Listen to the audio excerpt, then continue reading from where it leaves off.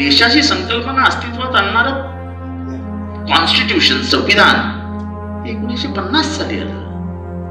देश हा आकार उकाराने बनतो, देशाला बाउंड्रीज असतात, त्याच्यातल्या राज्याला बाउंड्रीज असतात आणि मग त्या देशामध्ये राज्य निर्माण होतात.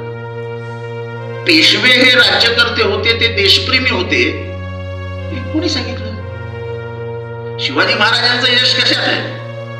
तर त्यांनी 18 बक्कड जातींना आपल्या बरोबर घेतलं.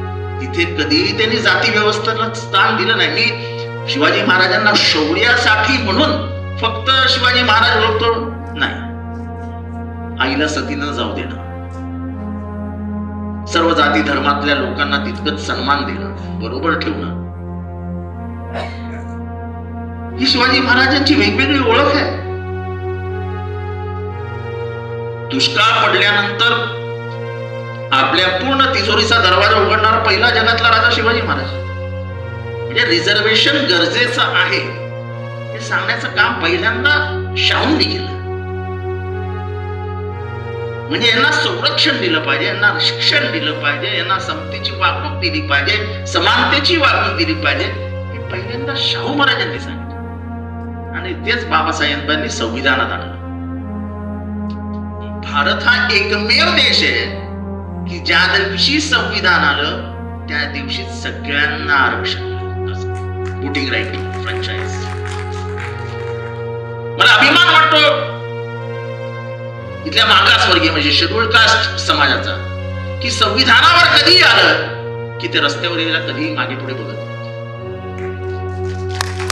मंडळ आयोगासाठी सर्वात जोरदार लढाई कोणी केली असेल तर ते शेड्यूल कास्ट समाजाने केली.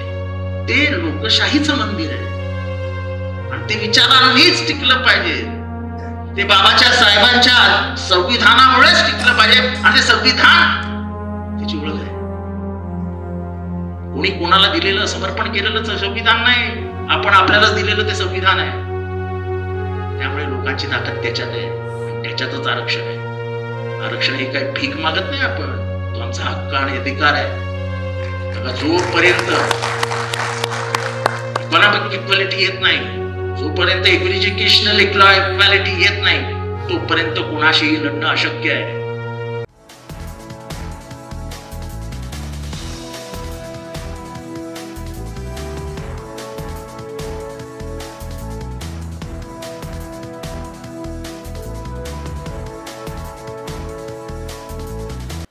रिझर्वेशनचं ओरिजिन हे लॅटिन शब्दात आहे, रिझर्व्हारे, ज्याचा अर्थ आहे प्रोटेक्शन. म्हणजे रिझर्वेशनचा खरा अर्थ लॅटिन मधनं उचलला तर त्याचा अर्थ आहे प्रोटेक्शन. म्हणजे बाबासाहेबांच्या मनात काय होतं, इथल्या द्विन दुबळ्या शोषितांना प्रोटेक्शन दिलं पाहिजे, त्याला आपण रिझर्वेशन म्हणतो. भारतातल्या तमाम लोकांची एक गैरसमजूत आहे की रिझर्वेशन हे फक्त ह्या देशात आहे. जगाच्या पाठीवर कुठेही जा, कुठलाही देश असो, तिथे कुठलं ना कुठलं रिझर्वेशन आहे. वेगवेगळे शब्द वापरलेत, त्याच्यातला एक प्रमुख शब्द आहे अफर्मेटिव्ह ऍक्शन, जो अमेरिकेत आणि इंग्लंडमध्ये वापरला जातो.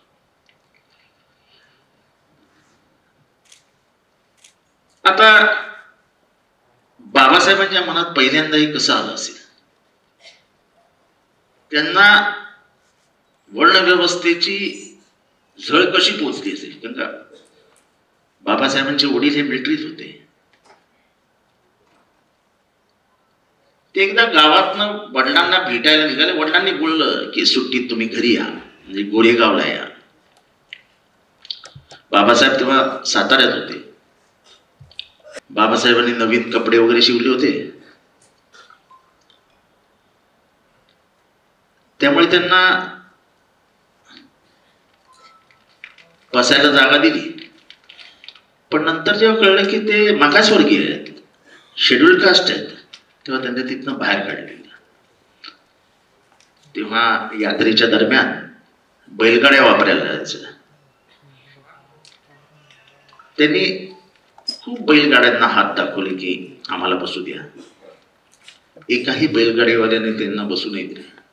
एकाने तयारी दर्शवली, पण मात्र तो सतत चालवणारा बैलगाडीच्या बाहेर उतरला की ह्यांच्यावरती येणाऱ्या हवेमुळे मी प्रदूषित होईल, त्यामुळे मी खालनं बैलगाडी ओढतो, तुम्ही बसत राहा.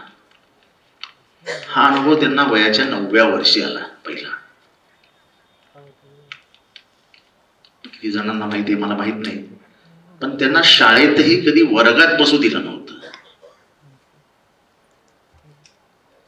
आणि हा राग अर्थातच कोणाच्याही मनात असणार. म्हणजे ज्याला इक्वॅलिटी म्हणतात, ती इक्वॅलिटी नसेलच तर समाज काय कामाचा.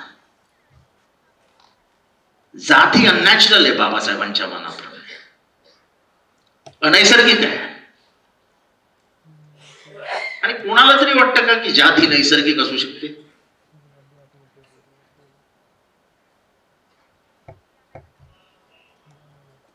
आणि लोकशाहीमध्ये जाती व्यवस्था म्हणजे लोकशाही नसल्याचीच परिस्थिती आहे. डेमोक्रेसीमध्ये लीगल टर्म्स मध्ये आपण काय म्हणतो की सर्व समान आहेत. मग समता आणि समानता नसेल तर त्या देशाच्या लोकशाहीला काही अर्थ आहे का? हा प्रामाणिक प्रश्न स्वतःलाच विचारायला पाहिजे. आणि अजूनही तशी फार काय समाज व्यवस्था सुधारली आहे असं माझं मत नाहीये. अजूनही ग्रामीण भागामध्ये महाराष्ट्राच्या जात व्यवस्था तेवढीच मजबूत आहे. आता फक्त बदल हा झालाय की जेव्हा बाबासाहेबांनी रिझर्वेशन हे कॉन्स्टिट्युएंट असेंब्लीमध्ये नेलं तेव्हा त्यांनी सांगितलेलं की हा आर्थिक उन्नतीचा मार्ग नव्हे, हा समता आणि समानतेसाठी मी आणतोय. जोपर्यंत या देशात एक असा वर्ग आहे जो मुख्यधारेपासून लांब फेकला गेलाय, त्याला मुख्यधारेत आणायचं असेल तर त्यांना आरक्षण दिलं पाहिजे, म्हणजेच लॅटिन मध्ये प्रोटेक्शन दिलं पाहिजे. आणि ते प्रोटेक्शन त्यांनी दिलं. त्याचे किती परिणाम झाले तर माझ्या आधीच्या वक्त्यांनी पर्सेंटेज मध्ये मोजून दाखवले. असं काय की धारावीच्या झोपडपट्टीमध्ये सर्वाधिक शेड्यूल कास्टचीच लोक राहतात. दुसऱ्या समाजाची, दुसऱ्या जातीची लोक का राहत नाहीत तिथे? किंवा मुंबईच्या बहुसंख्याक झोपडपट्ट्यांची नावं लुंबिनी नगर, अशोक नगर, डॉक्टर बाबासाहेब आंबेडकर नगर अशी काय आहेत? आणि चांगल्या चांगल्या शहरांमध्ये ब्राह्मणाळी असते की नाही? तुमच्याकडे पण असेल ना नागपुरात. कारण का कधीही भारतामध्ये जो सन्मान माणसाला दिला जातो तो इथल्या एका वर्गाला दिलाच जात नव्हता.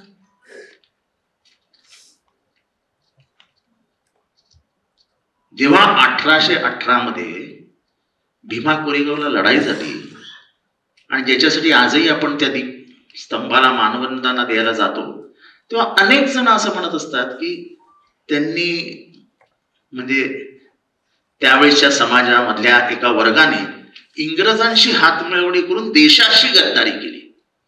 पेशवे देश होते का? देशाची संकल्पना अस्तित्वात होती का? देशाची संकल्पना अस्तित्वात आणणारं कॉन्स्टिट्यूशन, संविधान हे 1950 साली आलं. देश हा आकार उकाराने बनतो, देशाला बाउंड्रीज असतात, त्याच्यातल्या राज्याला बाउंड्रीज असतात आणि मग त्या देशामध्ये राज्य निर्माण होतात. पेशवे हे राज्यकर्ते होते, ते देशप्रेमी होते, हे कोणी सांगितलं? त्याच पेशव्यांकडनं 3000 पठाण लढत होते.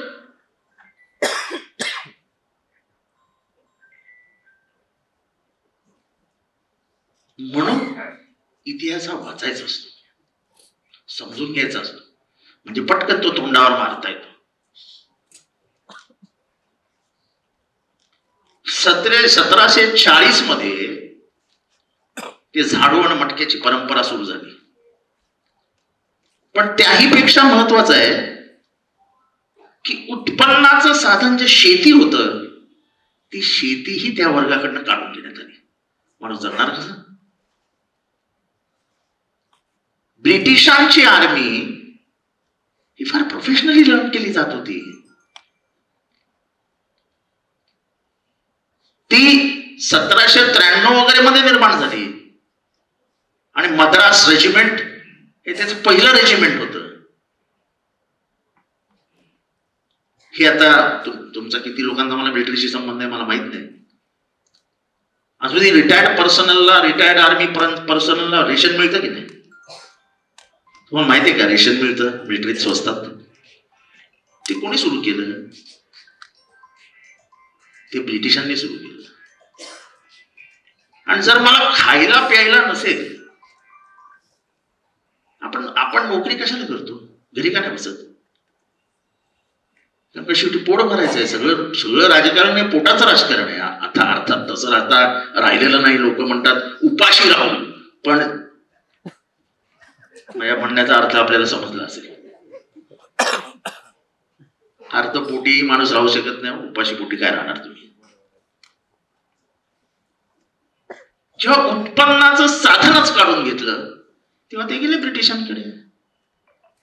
ब्रिटिशांनी त्यांना मान सन्मान दिला, माणूस म्हणून जगण्याचा सन्मान दिला आणि त्यांनी त्यांचं शौर्य 1818 मध्ये दाखवलं. त्यांच्या शौर्याचं कौतुक करायला लोक जातात की एवढ्या मोठ्या ताकदीविरुद्ध ही माणसं लढली आणि त्या एवढ्या मोठ्या शक्तीला पराभूत केलं, त्याचं कौतुक करायला हवं ना. त्याच्यात कसला आला देशप्रेम आणि देशाच्या विरोधातली गद्दारांची लढाई वगैरे वगैरे वगैरे. हे करायला तुम्ही त्यांना भाग पाडलेत, कारण का तुम्ही त्यांना तुमच्या सारखं गणलंच नाही कधी. शिवाजी महाराजांचं यश कशात आहे? तर त्यांनी 18 पगड जातींना आपल्या बरोबर घेतलं.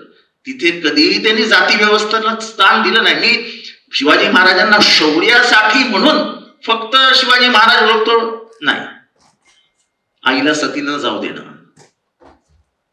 सर्व जाती धर्मातल्या लोकांना तितकंच सन्मान देणं, बरोबर ठेवणं, ही शिवाजी महाराजांची वेगवेगळी ओळख आहे. दुष्काळ पडल्यानंतर आपल्या पूर्ण तिजोरीचा दरवाजा उघडणारा पहिला जगातला राजा शिवाजी महाराज.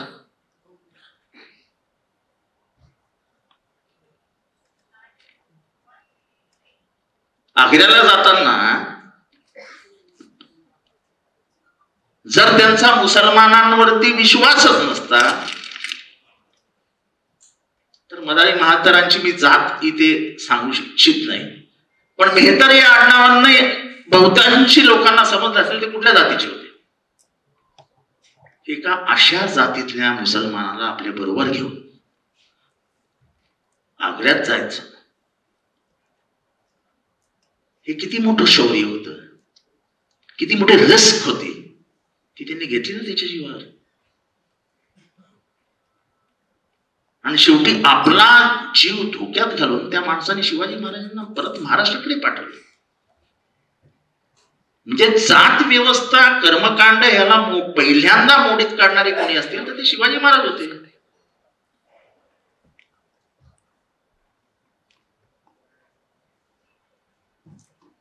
आणि इथे वर्गाने त्यांचा राज्याभिषेकाला विरोध केला होता. इथल्या वर्गाने अफजल खान जिंकावा म्हणून वाईला हजारांच्या संख्येने बसून नवचंडीचं यज्ञ केलं होतं. आता हा इतिहास उजळायला लागला की लोकांना मिरच्या झोपतात. पण सत्य हे कडू असतं ते मान्य करावं लागतं आणि त्याच्यातनं शिकून पुढे जायचं असतं. आपण शिकलो का काही?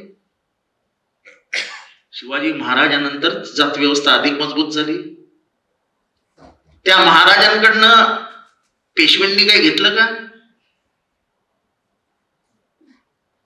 1710 साली पहिल्यांदा पेशवाई आली बालाजी विश्वनाथ.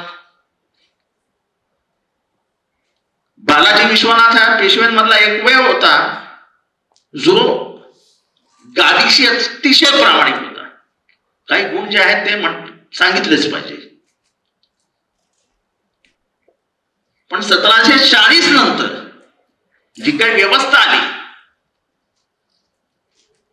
खास करून शनिवार वाड्याच्या निर्माणानंतर जी काही व्यवस्था आली, त्यांनी इथली जात व्यवस्था अधिक मजबूत केली.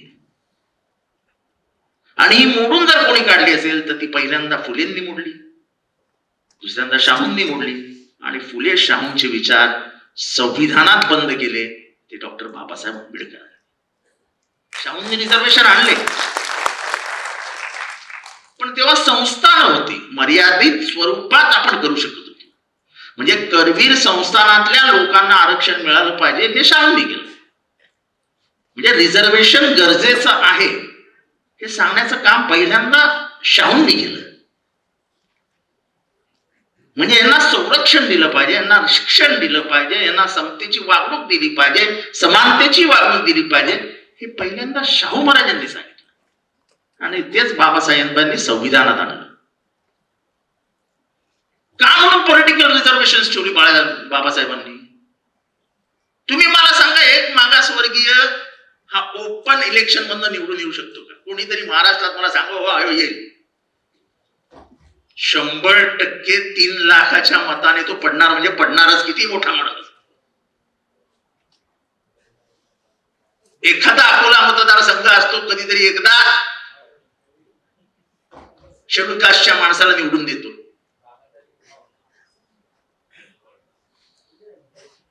आणि त्यावेळेस जी परिस्थिती असते, म्हणजे मी 1998चं उदाहरण देतोय की जेव्हा काँग्रेसनी सगळ्यांना एकत्र केलं, पवार साहेबांनी, तेव्हा जोगेंद्र कवाडे,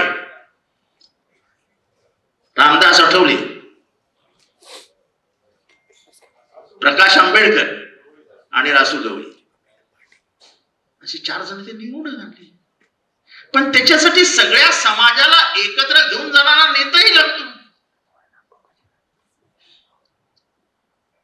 आज जेव्हा ओबीसी मध्ये अस्वस्थता निर्माण केली जाते की तुमचं आरक्षण जाईल, कसं जाऊ शकतं? It's a constitutional amendment. उगाच घाबरून आपलं नेतृत्व तिथे स्थापित करायचं म्हणून अस्वस्थ करायचं समाजाला, ही समाजाच्या अपेक्षा भंगासारखं आहे. समाजाला तुमच्याकडनं ही अपेक्षा नाही. समाजाला तुमच्याकडनं प्रोटेक्शनची अपेक्षा असते. समाजाला हे वाटलं पाहिजे आमच्यावर आलं तर हा आहे ना सांभाळायला. जे आजही बाबासाहेबांच्या बाबतीत एका वर्गाला वाटतं,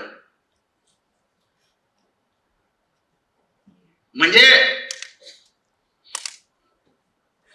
6 डिसेंबर, 14 एप्रिल आणि 1 जानेवारी इथली गर्दी का वाढते? इतकं आयडॉल वर्शिप आपल्याकडे का होत आहे? तर अजूनही लोक विसरायला तयार नाहीत की बाबासाहेबांनी माणूस म्हणून आम्हाला इथे आणलं. म्हणजे जनावरापेक्षाही वाईट वागणूक मिळणाऱ्या समाजाला कधीही त्या माणसाचं कौतुक असेल की या माणसाने आम्हाला माणूस बनवलं. आणि मला कोणी सांगू नका की जाती व्यवस्था नाही आहे. जाती व्यवस्था आहे. मी ज्या सोसायटीत राहायचो त्या सोसायटीमध्ये मांसाहार करणारे 2-3 घरच होती. मोठी सोसायटी होती. आमच्या आईला कधीही ते काय बुडला असतो ना, बुडला काय काहीतरी ते सगळ्या एका मिळून करतात. माझ्या आईला कधी आमंत्रण नाही करायचे, ते बोलवायचे नाही. ते लहानपणी आपल्या लक्षात नाही यायचं. लहानपणी मी विचारायचो, आई तू का नाही जात का? सगळ्या बायका बसल्या, त्या ही मावशी बसली, ती मावशी बसली. नाही म्हणाली मला नाही आवडत रे. पण खरं की खरी गोष्ट की त्याला बोलवायचंच नाही. हे नंतर आपल्या लक्षात येतं, साला हे असं, हे तर असं होतं. आणि मग ती जखम भरून निघेल का कधी? ती बळबळतच राहणार. मी कुणा एका वर्गाचा प्रतिनिधित्व करतच नाही. मी जरी ओबीसी असलो तरी मी ओबीसीच्या माझ्या जातीचं प्रतिनिधित्व करत नाही. मी डॉक्टर बाबासाहेब आंबेडकरांच्या सामुदायिक विचाराचं प्रतिनिधित्व करतो. खर तर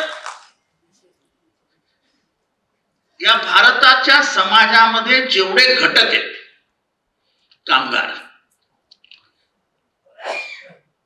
बोनस हा कोणी आणला? 8 तास काम केलं पाहिजे कोणी आणलं? संडेला सुट्टी मिळाली पाहिजे कोणी आणलं? झालं वर्कर्स. इंग्लंडमध्ये, England is a biggest democracy in this world, the most reputed democracy in this world, historical democracy in this world. महिलांना मतदानाचा अधिकार किती वर्षानंतर मिळाला? 250 वर्षानंतर. अमेरिकेमध्ये तीच परिस्थिती. भारत हा एकमेव देश आहे की ज्या दिवशी संविधान आलं त्या दिवशी सगळ्यांना आरक्षण मिळालं. Voting right, franchise. खर तर हिंदू कोड बिल तेव्हा पास झालं असतं. हे आता जे चालू आहे ना की आम्ही महिलांना 50% अधिकार देणार आहोत वगैरे वगैरे वगैरे, हे बाबासाहेबांनी 1952 साली सांगितलं होतं की महिलांना समान अधिकार दिले पाहिजेत. He was one of the most liberal leaders India has ever seen. बायकांबद्दल म्हणजे स्त्रियांबद्दल, भगिनींबद्दल त्यांची जी मतं आहेत ती आजच्या मोठ्या नेत्यांमध्येही नसतील. महिलांना समान अधिकार देणं हे तेव्हा बोलणं तरी शक्य होतं का?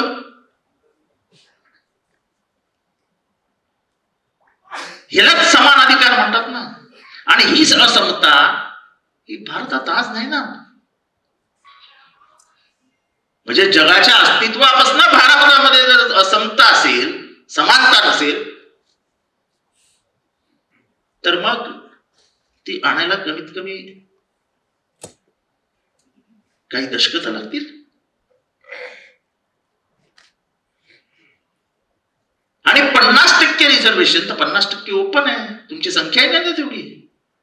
आज बिहार जेव्हा जातीय जनगणना करतं तेव्हा काय येतं पुढे?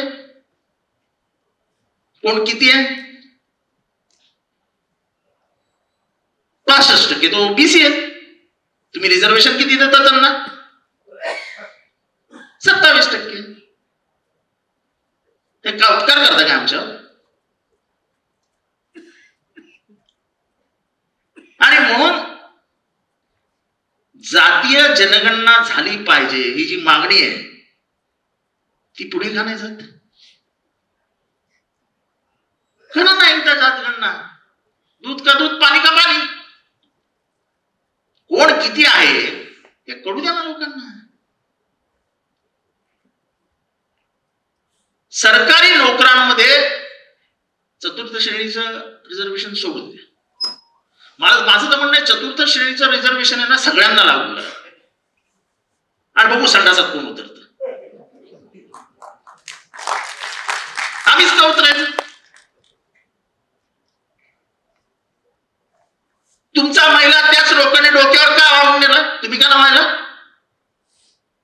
हे प्रतिप्रश्न कधीतरी समाजात तुम्हाला जोरदारपणाने फेकावे लागतील. रिझर्वेशन कशासाठी हा जेव्हा प्रश्न येतो तेव्हा तुम्हाला सांगावं गेला मला गावातच जाऊ दिलं नाही. शाळा तर गावात होती. गावात यायचं असेल तर विचारून यावं लागत होतं.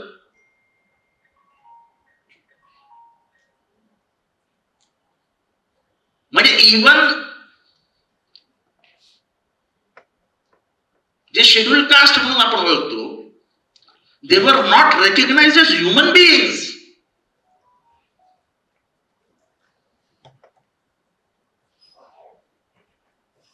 ओबीसी किती साल आरक्षण आलं? 1993 मंडळ आयोग. ते पण विश्वनाथ प्रताप सिंग होते म्हणून तो आयोग स्वीकारला गेला.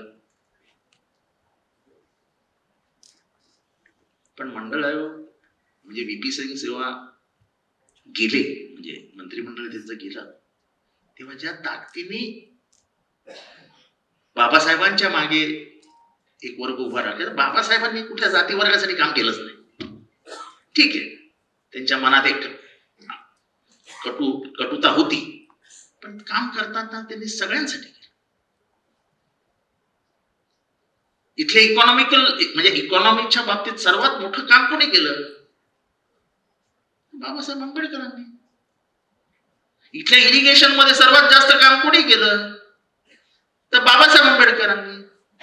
डिस्ट्रीब्युशन ऑफ वॉटरची पॉलिसी आणली कोणी? बाबासाहेब आंबेडकरांनी. म्हणजे ते उगाच शिकले नव्हते. आजकालचे डॉक्टरेट जसे बाजार भावाने मिळतात तसे डॉक्टरेट नव्हते. आजही कित्येक जणांचं स्वप्न असतं की मी लंडन स्कूल ऑफ इकॉनॉमिक्स मध्ये जाऊन शिकेन. तिथे 5-5 डिग्र्या घेतल्यात त्या माणसाने. ते अमेरिकेची कुठली युनिव्हर्सिटी ते होते? ती कोलंबिया. त्या विद्यापीठात आजही लिहिलं जातं की आमच्या विद्यापीठाचा आजपर्यंतचा सर्वात हुशार विद्यार्थी डॉक्टर बाबासाहेब आंबेडकर. हे काय उगाच लिहिलं. इंग्लंडमध्ये एक पार्क बनलाय, पार्क. तर जगातल्या 4 मोठ्या लोकांचे पुतळे त्यांना तिथे बसवायचे. ईस्टला आणि वेस्टला त्यांनी पुतळा बसवलाय आणि दोन्ही पुतळे महात्मा यांचे आहेत, डॉक्टर बाबासाहेब आंबेडकरांचे. अजून त्यांना 2 जागांवरचे पुतळेच म्हणजे ती माणसंच सापडत नाही. बाबासाहेबांनी जर ठरवलं असतं तर अमेरिका किंवा इंग्लंडमध्ये प्रचंड मोठे बॅरिस्टर झाले असते. आज इंग्लंडच्या मध्यभागात 5 एकरचा बंगला असता त्यांचा. पण माझ्या समाजासाठी मी काहीतरी केलं पाहिजे म्हणून ते परत आले. आणि ते नसते तर आज आपण इथे बसलेलो नसतो. आपण इथे बसतो, बोलतो, याचं एकमेव कारण बाबासाहेब आंबेडकर. आजही मी तुम्हाला एक मंदिर सांगतो. मी त्या मंदिराचं नाव नाही घेत. कोकणात एक मंदिर आहे. त्या देवाला चपला देण्याची पद्धत आहे. म्हणजे सांबर असतं ना, सांबर. आता बंदी आहे तरी अजून करतात. तिथे एक प्रथा आहे की तुम्ही ते जागृत देवस्थान आहे असं म्हणतात. आणि माझा त्याच्यावर विश्वास आहे. गंगा मी प्रचंड श्रद्धेय झालोय आजकाल. त्याच्यामुळे 1 महिना अगोदर सांगावं लागतं की माझं या दिवशी नवस फेडायचं आहे, तर तुम्ही चपला बनवून ठेवा. ते 1 महिन्यात तो चपला बनवून ठेवतात. मग आपण देवळात जातो. ते ढोर चांबार समाजाचं घर आहे. त्यांचं चामडं कातवतात वगैरे, म्हणजे नरम पाडतात वगैरे. चपला, सुंदर चपला बनतात. आणि त्या एवढ्या मोठ्या असतात, एवढ्या मोठ्या, आपल्या एवढ्या हाताच्या सुंदर चपला. तो कुठपर्यंत चपला घेऊन येतो?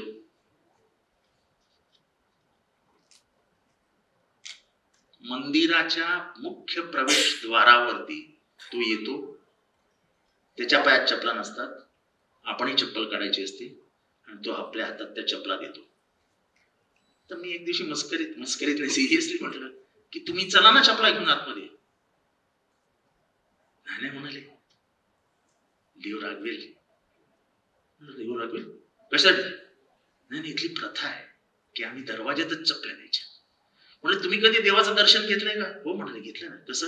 म्हणजे इथेच उभं राहू. आज कोण सांगतो जात व्यवस्था नाही? तुमच्यापैकी कोणाचाही विश्वास नसेल तर पुढच्या 8 दिवसात माझ्या घरी या. मी तुम्हाला घेऊन जातो कोकणात, त्या देवळात. बघा स्वतःच्या डोळ्यांनी आणि बघ. अजूनही कोकणात कुणबी समाजाला कशी वागणूक देतात माहितीये का? कोकणामध्ये कॉप म्हणतात. कप नाही म्हणत ते, कॉप. तो म्हातारा माणूस आतमध्ये, कॉपात चहा दे, चहा म्हणतात. मग तो कुणबी माणूस असा कोपऱ्यात बसतो. त्याला ते बाहेर असा लटकवलेला असतो तो कप. आणि तो कान आहे ना त्या कपाचा असा अर्धवट तोडलेला असतो. म्हणजे तसं खिळ्याला लटकवता येईल. आणि त्याच्यातनं त्यांना चहा देतात. कुणबी समाजातल्या माणसांना आजही, हे काही मी 50 वर्षाची गोष्ट सांगत नाही, ही 6 महिन्यापूर्वीची गोष्ट सांगतोय. इतकी जाती व्यवस्था आपल्याकडे घट्ट आहे.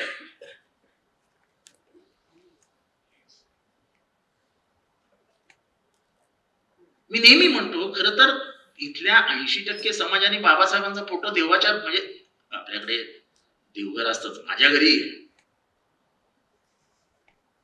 त्या देवघराच्या बाजूला बाबासाहेबांचा फोटो लावला पाहिजे. ओबीसीला उभ्या आयुष्यात आरक्षण मिळालं असतं का जर बाबासाहेब नसते तर? मिळालं असतं? 340वा कलम नसतं तर कुठं आलं असतं आरक्षण? ते तर त्यावेळेसच्या मंत्रिमंडळाची चालूगिरी होती. कालेलकर कमिशन, हे कमिशन, ते कमिशन, आणि म्हणून 40-42 वर्ष लागली.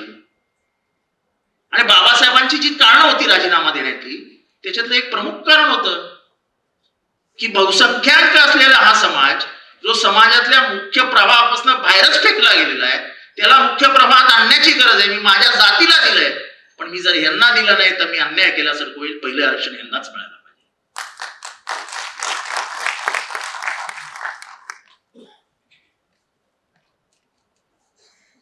ते आपल्या जातीला चिकटून कधीच राहिले नाही, आणि आपणही त्यांना घट्ट मारून सोडलायला तयार नाही. आता अरे बाबासाहेबांना मिठी मारायची असेल तर या जगात भारतातल्या प्रत्येक मानवाने मारावी.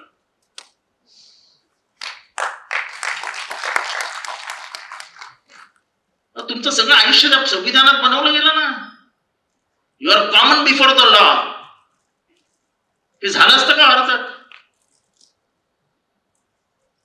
आणि म्हणून मी म्हणतो की न्याय व्यवस्थेमध्ये आरक्षण न देऊन इथल्या 80% समाजावरती बाबासाहेबांनी अन्याय केला.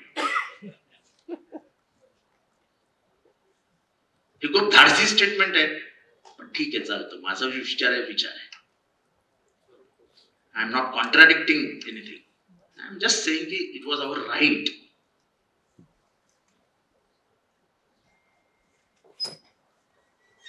त्या हक्कापासून आम्ही रावलेलो. 340वा कलम नसतं तर मंडळ आयोगालाच नसतं. मंडळ आयोगाला आरक्षण आलं ओबीसीचं. आज तुम्ही विचार करा, किती डेप्युटी कलेक्टर आहेत ओबीसीचे? धनगर, माळी, साळी, वंजारी किती आहेत? कसे झाले? किती जण इंजिनियर झाले, डॉक्टर झाले? कशामुळे झाले? आणि तरीही तुम्ही बाबासाहेबांना आपला बाप मानत नसाल तर दुर्दैव आहे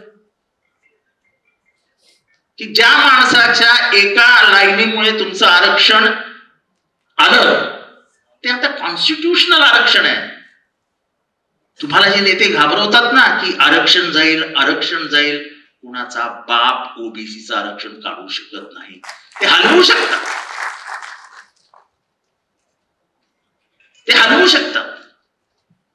काढू नाही शकत. आणि दुर्दैवाने त्या समाजाला समजत नाही की आपलं आरक्षण हलवण्याचा प्रयत्न कोण करताय. जेव्हा मंडळ आयोग आला तेव्हाच मंडळ आयोगाच्या विरोधात भूमिका कोणी घेतली?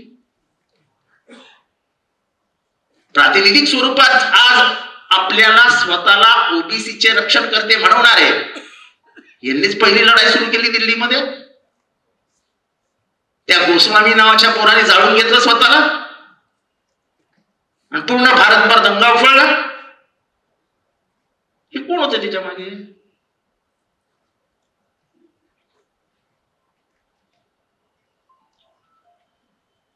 जे त्यावेळेस चाकावर, बोनेटवर, वरती खालती उभे होते ते कुठल्या समाजाचे होते? बावनकुळे कुठल्या समाजाचे होते? पण ते मंडळ आयोगासाठी आले का रस्त्यावर कधी?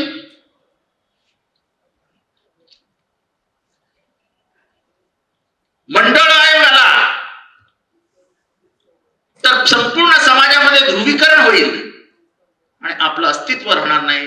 म्हणून त्यांनी पॅरल म्हणजे ती लढाई म्हणायलाच मंडळ विरुद्ध कमंडळ आहे. कमंडळ म्हणजे ते हातात असतं ते. का म्हणतात असं मंडळ विरुद्ध कमंडळ? पण जो इथला प्रमुख घटक आहे, जो रिझर्वेशनचा सर्वात मोठा फायदा ज्या समाजाला झाला, काही काळासाठी झाला, त्या घटकाला हे समजतच नाही. आणि तोच त्यांचा सर्वात मोठा पाईक आहे, ज्या संविधान उद्ध्वस्त करायला निघाले.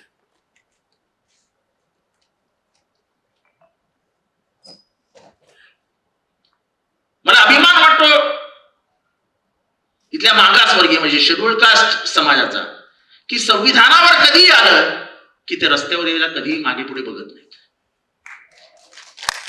मंडळ आयोगासाठी सर्वात जोरदार लढाई कोणी केली असेल तर ते शेड्यूल कास्ट समाजाने केली. खरं त्यांना तर रिझर्वेशन होतं, त्यांना रस्त्यावर येण्याची गरजच नव्हती.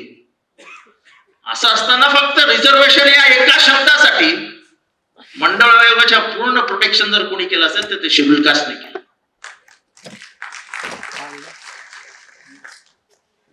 हे समजूनच घ्यायला तयार नाही.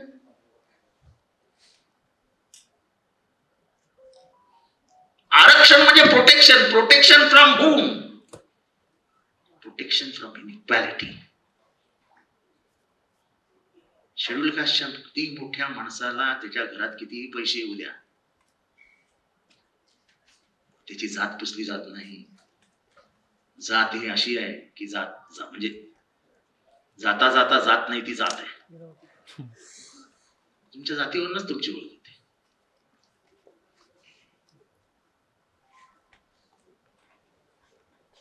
आजपर्यंत या देशाचा पंतप्रधान का नाही झाला शेड्यूल कास्टचा एखादा माणूस? राष्ट्रपती हा देखाव्याचा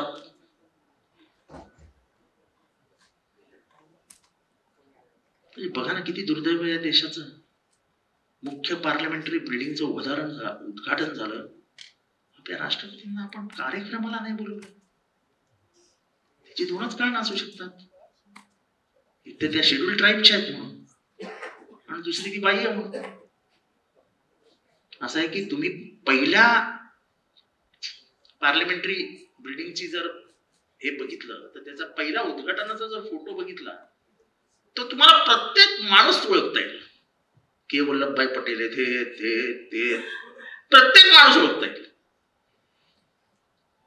माझं आव्हान आहे भक्तांना की त्या दिवशी उद्घाटनाला कोण होतं त्याच्यातल्या एका साधूचं नाव असते पटकन सांगा. आणि जे वैचारिक अधिष्ठान आहे, भारतातल्या सगळ्या प्रतिनिधींची ती सभा आहे, तिथे भारताचं भविष्य लिहिलं जातं. तुमची फॉरेन पॉलिसी, तुमची इकॉनॉमिक पॉलिसी, तुमची सोशल पॉलिसी, तुमची इंडस्ट्रियल पॉलिसी, तुमची ऍग्रिकल्चर पॉलिसी, ही सगळी जिथे त्याच्यावर वैचारिक मंथन होतं, त्याचं उद्घाटन तुम्ही कोणाच्या हस्ते करता? त्यांचा दर्जा कमी करण्याचा माझा हेतू नाहीये. एखाद्या मंदिराचं उद्घाटन त्यांनी केलं तर मी समजू शकतो. ते लोकशाहीचं मंदिर आहे आणि ते विचारांनीच टिकलं पाहिजे. ते बाबाच्या साहेबांच्या संविधानामुळेच टिकलं पाहिजे आणि ते संविधान त्याची ओळख आहे. पण आपण वैचारिक दृष्ट्या किती कमकुवत होत चाललो की आपल्या तोंडाला जाऊन काय आपण बाबासाहेब तुमच्यासाठी बोलले नसते तर तुम्ही हे दिवस पाहिले असते का? जर सेकंड म्हणजे ते काय गोलमेज परिषदेला गेले नसते तर तुमचा आवाज पोहोचला असता का आंतरराष्ट्रीय स्तरावरती? पहिल्यांदा कोण बोललं? पहिल्यांदा आंतरराष्ट्रीय व्यासपीठावरती इथल्या जाती धर्माच्या व्यवस्थेविरुद्ध इथनं वर्णवर्चस्ववादाचं काय परिणाम आहेत हे जगाला कसं कळलं? It was only because of doctor Babasaheb Ambedkar. ब्रिटिशांनी नाही जाऊन सांगितलं की भारतामध्ये वर्ण व्यवस्था आहे आणि फार वाईट आहे. दो दे न्यू इट. 1818चा संग्राम ह्याच्याबद्दल ब्रिटिशांनी अनेक पुस्तकं लिहून ठेवलीत, अनेक त्या काळच्या जनरल, मेजर, राममुक्त, आणि त्याच्यात सगळ्यांनी जाती व्यवस्थेबद्दल लिहिले की हे का घडलं. पण तरी होत होतं ना, जगाच्या व्यासपीठेवर ताकदीने मांडणारा समाजातला कोणीच नव्हता. महात्मा फुलेंनी जोरदार मांडलं इथली वर्ण व्यवस्था महात्मा फुल्यांनी खूप समजावून सांगितली, पण त्यांना समर्थन देणारा तेव्हा वर्गच नव्हता. खरं मी नेहमी सांगतो की महात्मा फुलेंना चा फोटो जर सर्वात आधी कोणी आपल्या पाकिटात ठेवायचा तर या समाजातल्या ब्राह्मण महिलांनी. आपल्या बहुजन समाजाच्या महिलांवरती आपल्या घरामध्ये फार अडचणी नव्हत्या. विधवा झाल्यानंतर त्या स्त्रीचे होणारे हाल, ब्राह्मण स्त्रीचे होणारे हाल कधीतरी त्या इतिहासाच्या पुस्तकात किंवा कोणी असेल तर विचारून बघा काय हाल होते.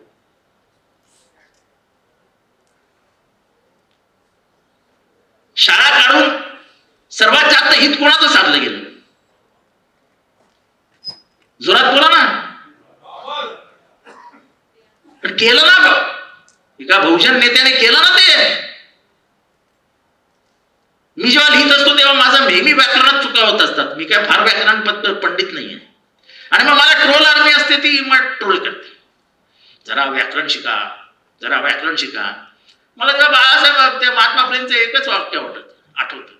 चिपळूणकरांनी त्यांना एकदा लिहिलं की साहित्य आहे पण किती त्याच्यात व्याकरण चुका आहेत.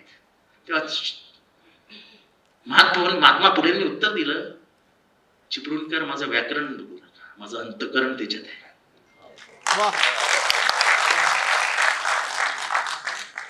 व्याकरण ती उलटीच झाली, ती सुलटीच झाली. तुम्हाला कळला ना माझा विचार काय आहे? That is important. रिश्ता कब होता है? जब मेरी दिल की बात तुम्हारे दिल को समझ आती है तब रिश्ता बनता है. आजही महात्मा फुलेंना आपण का मानतो? त्यांना काय पैशाची कमी नव्हती. त्यावेळेस ते पीडब्ल्यूडीचे ए क्लास कॉन्ट्रॅक्टर होते. ए क्लास साताऱ्याच्या घाटातला बोगदा त्याकाळी त्यांनी बांधला होता. कुठल्याही पैशाची कमी नव्हती त्या माणसाला. त्यांनी शाळा काढली, ती स्वतःच्या ताकदीवर काढली आणि त्यांना कोणी मदत नाही केली. जागा फातिमा बी नावाची तिच्या नवऱ्याने दिली. हे त्यावेळेस राजकीय सामाजिक समीकरण होतं. हे सामाजिक समीकरण जोपर्यंत परत निर्माण होत नाही तोपर्यंत त्या ताकदीने आपण लढू शकतो. आपल्याला या देशातलं राजकारण जोपर्यंत समजत नाही तोपर्यंत बाबासाहेब असुरक्षित आहेत हे लक्षात ठेवा. बाबासाहेब म्हणजे बाबासाहेब नाही, बाबासाहेबांचे विचार. कशी काय हिंमत होते हो? पार्लमेंटची बिल्डिंग ओपन करताना प्रियांबल मधनं सेक्युलर हा शब्द काढायची. तुम्हाला माहिती आहे की नाही? नुसतं असं असं काय हो का नाही माहिती आहे ना? कशी काय हिंमत होते? That was a test to see the reaction in the country. एक लक्षात ठेवा, त्याचा दगड मारतात पाण्यामध्ये. तुषार किती लांब वर जात आहेत ते बघतात. तर ते लांब वर गेलं नाही तर मग चालू करतात. जेव्हा त्यांना 24 तासातच रिॲक्शन दिसली तेव्हा त्यांनी सांगितलं it was printing mistake. Printing mistake होऊ शकते, एक शब्द जाऊ शकतो प्रियांबल. तू गाभा आहे ना आमच्या संविधानाचा.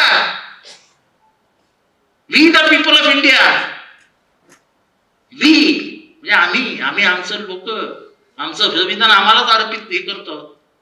तेवढं मोठं भाष्य पॉलिटिकल आयडिओलॉजी मध्ये बाबासाहेबांनी लिहिलं त्या प्रियांबल मध्ये. कोणी कोणाला दिलेलं समर्पण केलेलं संविधान नाही, आपण आपल्यालाच दिलेलं ते संविधान आहे.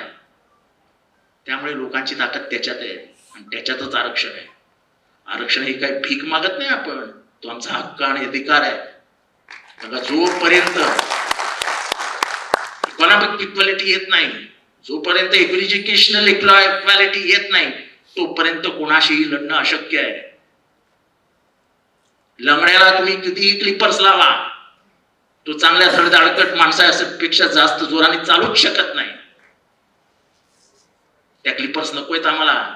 आम्हाला आमच्या धडधाकट पायाने धावायचंय आणि तुमच्यापेक्षा जास्त वेगाने धावायचंय. आमच्याकडे काय वक्तृत्व नाही. आमच्याकडे काही शब्द नाहीत, आम्हाला भारत समजत नाही,